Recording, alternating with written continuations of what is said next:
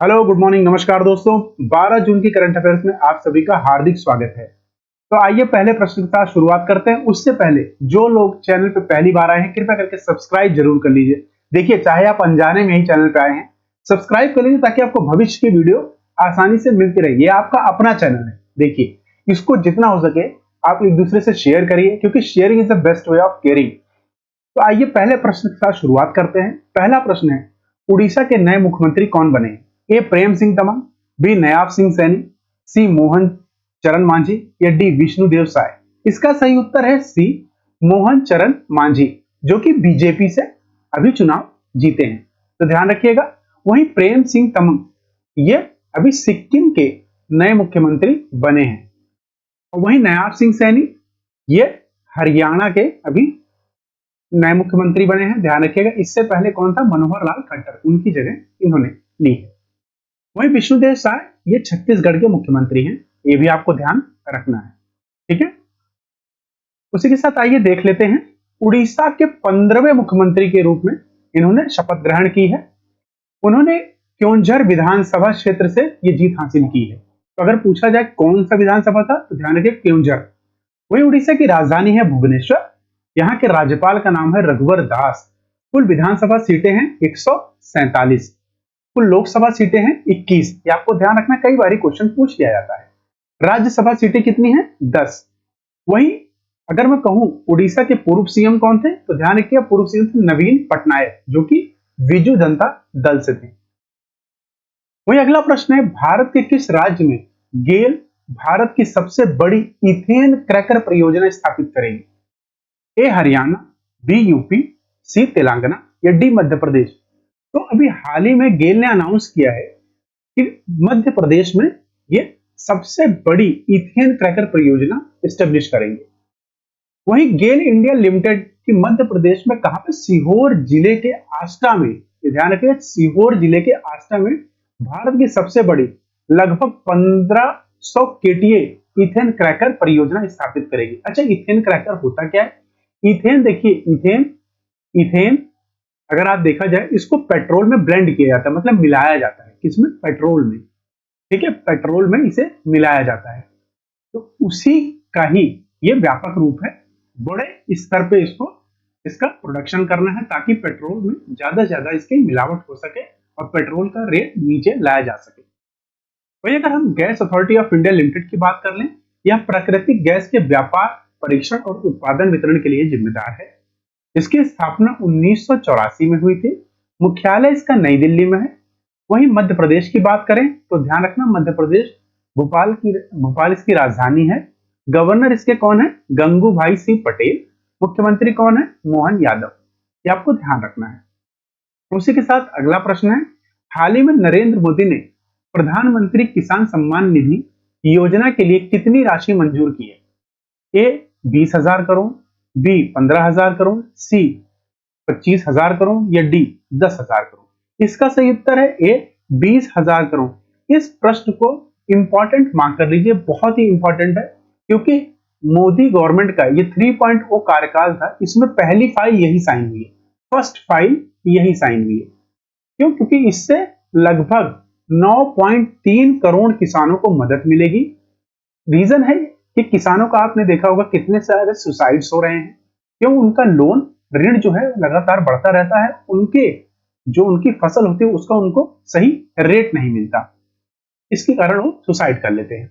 वहीं अगर हम बात करें पीएम किसान योजना की, जो कि 2019 में शुरू की गई थी, और प्रत्येक योग्य किसान को इस कार्यक्रम के माध्यम से 6,000 रुपए सालाना दिए जाते हैं।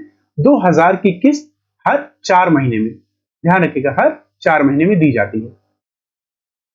उसी के साथ अगला प्रश्न देखते हैं। अगला प्रश्न, हाल ही में समाचारों में देखी गई ड्यूटी ड्रॉबैक स्कीम का प्राथमिक उद्देश्य क्या है?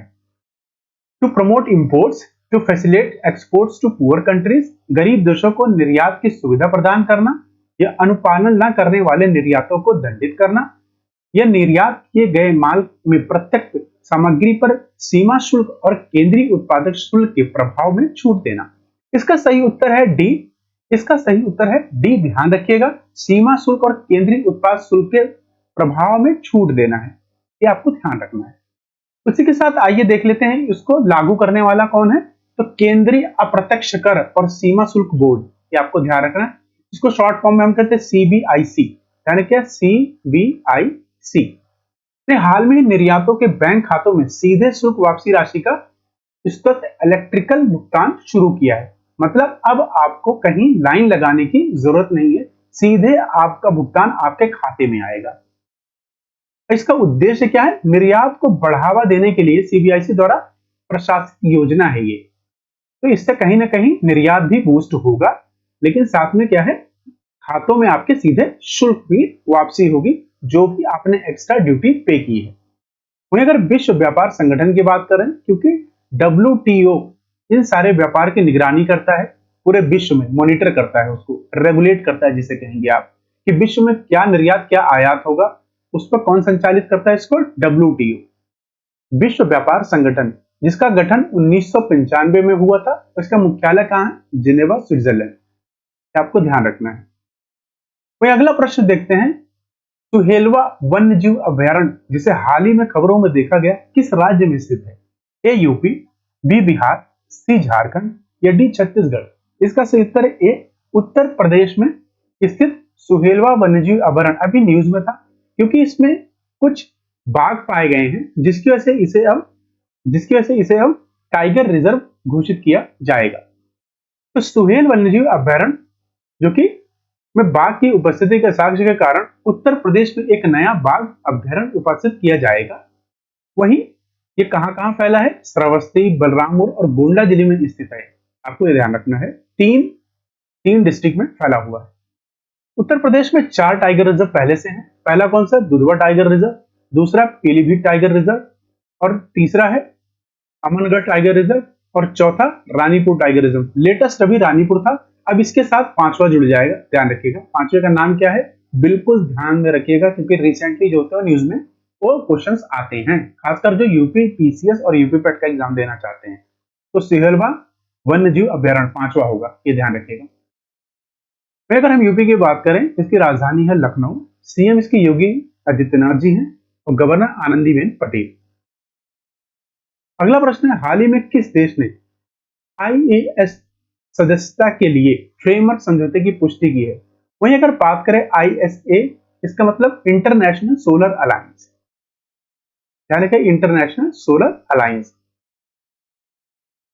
तो A Bangladesh, B Nepal, C Spain या डी फ्रांस। इसका सही उत्तर है ए, हाल ही में बांग्लादेश ने इस पे हस्ताक्षर किए हैं। वहीं बांग्लादेश की राजधानी क्या है? ढाका, ये आपको ध्यान रखना है। इंडिया सबसे लंबी बाउंड्री अपनी किससे शेयर करता है? बांग्लादेश की, यानी कि लॉन्गेस्ट बाउंड्री अगर हम बात करें, लॉन्गेस्ट बाउंड्री की इंडिया किससे शेयर करता है? बांग्लादेश से।